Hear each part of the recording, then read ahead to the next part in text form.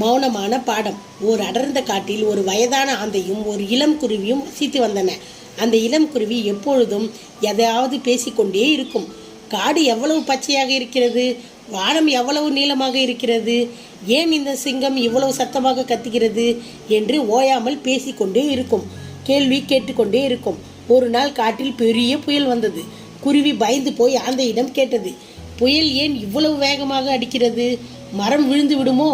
நாம் எங்கே போவது? ஆந்தை ஒரு வார்த்தை கூட பேசாமல் அமைதியாக இருந்தது. குருவிக்கு கோபம் வந்தது. நான் இவ்வளவு கேட்கிறேன், நீங்கள் பதில் சொல்லாமல் இருக்கிறீர்களே என்றது. புயல் நின்ற பிறகு ஆந்தை மெதுவாக பேசியது. புயல் வீசும்போது நான் அமைதியாக இருந்ததால் தான் காற்றின் திசையை என்னால் கவனிக்க முடிந்தது. எந்த கிளை உறுதியாக இருக்கும் என்று என்னால் பார்க்க முடிந்தது. நீ பேசிக்கொண்டே இருந்ததால் காற்று செய்த எச்சரிக்கையை நீ கேட்கவில்லை. குருவிக்கு அப்போதுதான் புரிந்தது, சில நேரங்களில் பேசுவதை விட கவனிப்பதுதான் நம்மை பாதுகாக்கும் என்று. இந்த கதையின் நீதி, அதிகம் பேசுவதை விட கவனிப்பதும் அமைதியாக இருப்பதும் பெரும் அறிவை தரும்.